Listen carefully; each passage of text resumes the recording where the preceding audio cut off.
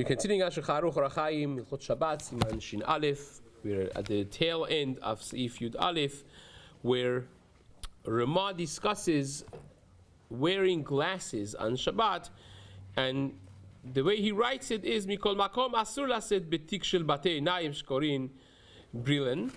It's asur to go out with the casing of your glasses. Even though that it is made out of pure silver, so it's considered quote unquote a jewelry, tachshit, still would be asur. The batei naim ba'atzmam hem masoi, because it's considered a masoi, it's not tachshit, the glasses themselves, and therefore it would be asur. Now, the Ramah seems to indicate clearly that it's asur to take the glasses on your eyes even, because they are considered masoi.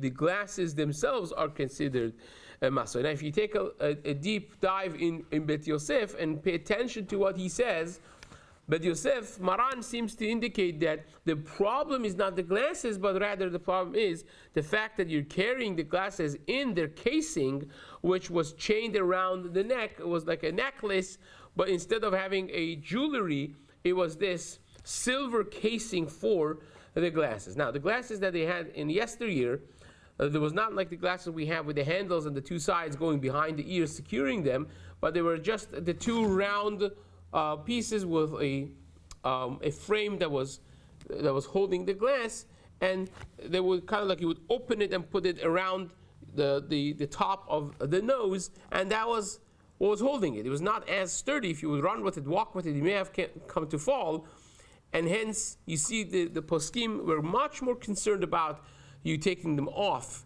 and carrying them than the poskim nowadays, that people wear glasses. The eyewear is part and parcel of a person to the degree that sometimes you even forget you have them on. People are not taking the glasses off necessarily if they are nearsighted and they walk in the street. They're not going to come to take off the glasses, because why would they? And therefore it would become a completely different discussion, the type of glasses that we have versus the type that was prevalent and common in the time of Maran and Ramah. Now, this is brought out by the poskim. The Mishna Berura firstly says that the Nadan Shel Kesef, the same thing would be if you have a casing of any other item, that the casing is beautiful, but the thing itself is considered masoi. For instance, people used to sometimes have long knives with the casing that was strapped to them back in the day. It was a sword or knives that they had, and sometimes the casing was made like a beautiful casing with silver and with rubies and gems on top. It's tachshit, but says the Mishna Berura, that would not make it mutar to strap this and carry it. The sword is not going to be nullified to the casing. The casing is there only because it's covering the sword. So therefore, because the sword you cannot carry, the whole thing you cannot carry on Shabbat. The same would be with the eyeglasses, says the Ramah, explains the Mishna Berura.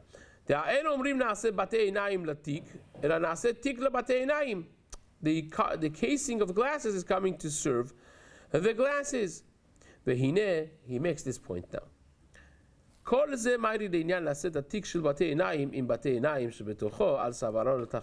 only talking about when you're having the beautiful jewelry-like casing of your glasses, which is made out of pure silver, on your neck as a jewelry, as a tachshit. But laset batei naim gufa al chotmo, to carry the actual glasses on your nose, wearing it like that, b'makom she'en eruv, where you don't have eruv, bevadai asur, says the Mishna Berura, that's absolutely asur, because it's not tachshit. Dilma yiplu me'alav ve'atilatir, because maybe it's going to fall from you and you come to carry it. 400 in Reshut Harabim. So this is where he actually speaks this out. Now, Rabbi Shlomo Yisraeli ben Shimon who was a Rav and a Dayan in Mitzrayim. He is the one that authored the famous Sefer Nahar Mitzrayim and Minhagei Mitzrayim. And then later on in life, he came to Eretz Yisrael. He became a Rav and author. He is the one that wrote Shara Mafket, 3 Halakim, and Rabbi Ezer, and Kiddushin and Gitin. His Sefer on Seder Haget became a staple in all the Batei Din. He was one of the leading poskim of his generation. And he writes in a Sefer Halacha that he has in Shelot Utshuvot, it's called Misur Devash. And he writes there to disagree with this Mishna Berura. And he says you can go out with the glasses that we have, right? It's pretty much the same generation as the Chafetz Chaim, and he says I myself go out with my glasses to Shut Rabim, right? Because Maram Bet Yosef, he says, if you pay attention, is only talking about carrying them in the tick, carrying them in the casing. That's a problem of carrying. But if I'm wearing them, that's not considered carrying them, and therefore it's not going to be a problem. So that's what he says. Now, no,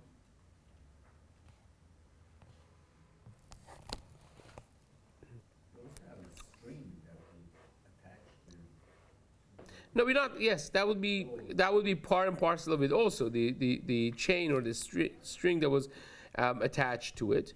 But nevertheless, the discussion is whether or not carrying it on your nose would become a problem or not. Now, the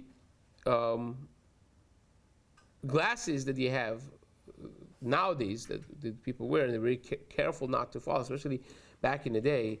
Nowadays you have anti-scratch, and it's plastic anyways, so it's not going to break. Back in the day, like, your glasses would fall on the asphalt or on the cement or on even pebbles, and that was the end of that, right? That would break immediately. So people were very, very careful, and this is what Chacham Ovadia also brings in a tshuva that he speaks about this in Yechavedat. He also discusses, he goes with this and disagrees with this element of the Mishna Berura in Chelek Gimel of Yechavedat in Siman Chav Gimel. That's where Ovadia also speaks about this, and he sides with the Mekilim. Now, the Batei Naim, the glasses that every person has, they're careful that it's not going to fall and break, then you don't have any fixing if they break. And therefore, when you are wearing it and you're careful with it, it's considered malbush, it's considered tachshit, and there's no concern that you're going to take it off. It's a very far shot. It's a very long shot. They say that you're concerned that it's going to take it off and walk with. People don't do that, so therefore we're not going to be concerned with that. It's considered a part of malbush. Now, even this, that Mishna Berura says that's asur, is only talking about the glasses that they had back in yesteryear, as we mentioned before, that didn't have the handles around the ears, and it was much easier for them to fall. But the ones that we have nowadays, even the Kaf HaChaim writes this about 100 years ago. He writes that those that go behind the ear and secure the glasses not to fall, that in Bet Yosef would come out that it should be mutar to go out with them because they're derech malbush and they're nice. For many people, like the look that it gives you, and it will be therefore mutar. Now, the minhag of the society is certainly to be mekel nowadays, and you cannot argue with someone that wants to be relying on those mekelim, but nevertheless there are those which writes the Kaf HaChaim, that are machmir, and if you want to take the safe road and be machmir, kori l'shamayim yachmir la'atzmo, it says it's a good thing to be machmir, not to God. But that is obviously talking about the Metziut 100 years ago. For ours, the way we have it nowadays, that people wear them normally and the handles secure them behind the ears and so on. Even the Ben Ish Chai writes this. I mean, Ben Ish Chai is even prior to Kaf HaChaim. Kaf HaChaim lechatchila comes out to be machmir, but the Ben Ish Chai in Rappalim Ben Ish Chai was technically speaking the Rebbe of Kaf HaChaim. Kaf HaChaim left to Eretz Yisrael. He went to learn in Yeshivat Bet El of the Mekubalim, leaving everything he had behind for the love of Eretz Yisrael and being able to learn there. His wife later on actually spoke to the Ben Ish Chai how to go about the move, the completing the move of the family there, and so on, and they ended up, the whole family moved to Eretz Yisrael. So again, the Ben Ish Chai was one generation basically before the Kaf HaChaim, and he still writes in Chelek Bet of his Tshuvot Rav Pe'alim. He writes that nowadays glasses, there's no concern that they're going to fall. Technically, you could run with them, you could jump with them, you could bend with them. They're not going to fall. And therefore, he says, mutar to go out with them, and especially if you can't see far, if your eyes are so weak, you have the prescription of 5 and up, that you can't really function well with, there are people who prescription is 13 and 11 and 12. It's very hard. They're legally blind, basically, without the glasses. And that the Ben Ish Chai says, obviously you're not choshesh that he's going to come to take it off. He can't function. He can't get around without his glasses. Obviously, even if he falls, he's going to immediately put them on. You're not concerned that he's going to come to take them with him and carry them, and therefore it will be mutar. This same position is the position of Sabah Kadisha. Rabbi Shlomo Yisraeli, he was also one of the luminaries of the generation. He was born in Izmir, I believe, in Turkey, and later on in life he became a Rav in Damascus together with Rabbi Yitzchak Abulafia. Tremendous person. He lived a very blessed long life, well over 100. He actually was the mentor and the Rebbe of the Munkatcher Rebbe, the leading Hasidic giants. The Sefer Minchad El-Azar, he actually writes in the Hakdamat, is the sixth volume of Minchad El-Azar. This is when the Sabah Kadisha, Ezra Al-Fandari, passed away. He says, I can't spend a month, I can't function, I can't write, I can't learn. He was so attached to him as a Talmud, as a chassid of his, so to speak. Tremendous gaon. There's much to talk about him. He in his tshuvot also has a tshuva on this in Sabah Kadisha Siman Chet,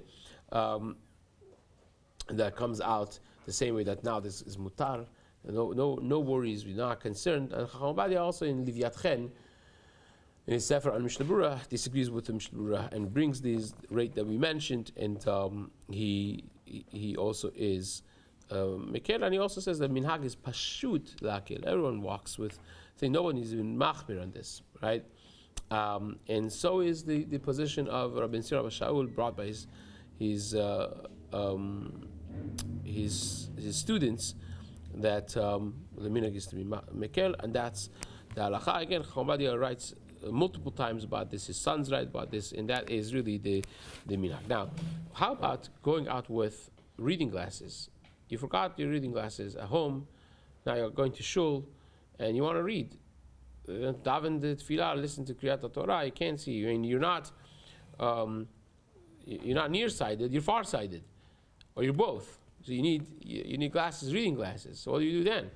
Can I wear my reading glasses and walk to shul because I'm wearing them? And the answer is no, you cannot do that. Even the Ben Ish Chai himself, who is Mekel in Rappalim there, he concludes that that's only for glasses that you need for walking, for seeing what you need to see in far. But to wear reading glasses, that's not considered, that's a masoy, that you're carrying it. You're just deciding to put it on your nose, and you're kind of like, looking from behind the glasses, but that would not make any difference in the halachic status of the fact that this is not needed for you right now, and therefore you're carrying it to shul only to be used there for your reading purposes. And so says, again, Rabbi Shaul, Yaakov Yosef, Chacham Ovadia, all basically agree with this. Now, how about sunglasses? Sunglasses should be fine. because you don't have that issue. You're wearing them to protect your eyes from. More and more people nowadays do it because of medical reasons. They have sensitive eyes, sensitive skin around the eye. They don't want to get wrinkles or whatnot. They have specific sunglasses that kind of like sift and protect certain rays of sun that are damaging. They block that.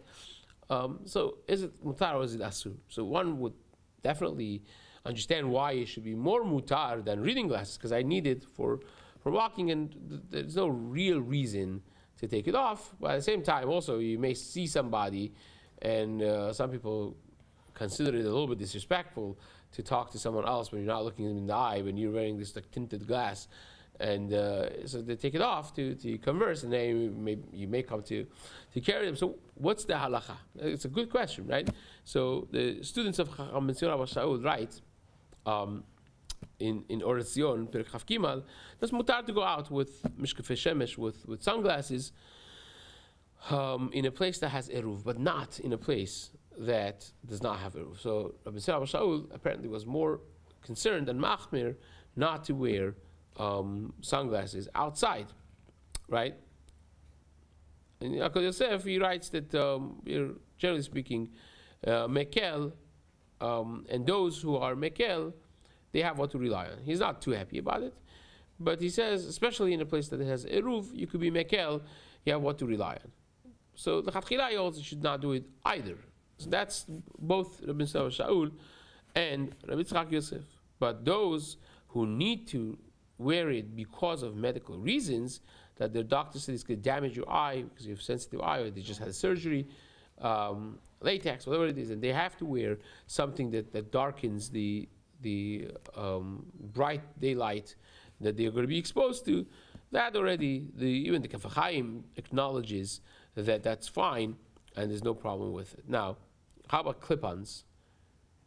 I mean, you have your glasses, you're nearsighted, so you have glasses to see where you're going in the street, and you also have sensitive eyes, so you want to clip on the sunglass thing to your glasses. So is that mutar on top of it? Yeah, so is that mutar? Is that asur? So it says, well, those who are connected, they have, they go up and they go down. So, what's that? Yeah, so that those who are attached, then you can't take it off, basically, and that would be mutar. You just pick it up and then you kind of like put it back down. That obviously would be more reason to be mekel. Yaakov Yosef says that's mutar to go out with them on Shutarabim, because it's like the belt that you wear in your pants. You're not going to take it off. But at the end, he says, machmir tavala bracha. But the clip-ons that nowadays is more prevalent, that is too, then you just clip it on and you could easily take it off and put it in your pocket, that person perhaps should not be using. That's as far as that is concerned. And Chacham Ovadia even speaks in Yab Omer in Chelek Yud, one of the more recent tshuvot, about contact lenses, and he says pashut, that is mutar. It's put in. People are not going to take it off in the middle of Shul Harabim, and it's like malbush. It's not shachiach at all. It's not common to take it off or for them to fall out. They don't just fall out. You have to pull them out, and that is also the position of many of the Gedolei Achronim of the recent generation, that it would be mutar. Now, this is also for women; it's not just for men. And this now opens kind of like the discussion to how about other things. You have people who need hearing aids. Imagine a place that you don't have eruv, and you want to wear your hearing aid. Is that considered carrying? Is that not considered carrying? And that's not, again, it's been a subject of discussion. And someone that is hard of hearing, and they really need the hearing aids, and you have turned them on already from before Shabbat, and stays like that throughout Motzei Shabbat, the psak of Chabadia in Leviat Chen has been consistent with what he wrote later on as well, that it's mutar to take them on. Rabbi Shlomo Zalman Auerbach, he actually had to do it for his mother, I think it was in the beginning, and he wrote extensively about this in his tshuva in the Chelek. It's printed now in the first volume of Minchat Shlomo in Siman Ted in Yud Bet, talking about all of these things of electronic devices and so on. So again, that it would be mutar. It would be like the glasses; no one really takes them off. You certainly do want to show it off to people. It's not something that people do. It's not. People are embarrassed somewhat from needing hearing aid. I'm not sure exactly why that is, but that's part and parcel of the culture, and therefore it would be fine. Now, still, we have to discuss the case of the key that the Ramah brought, which we have not gotten to discuss yet, and B'ezrat Hashem, we will be discussing and continuing that discussion in the next shiur. Chazak u'baruch.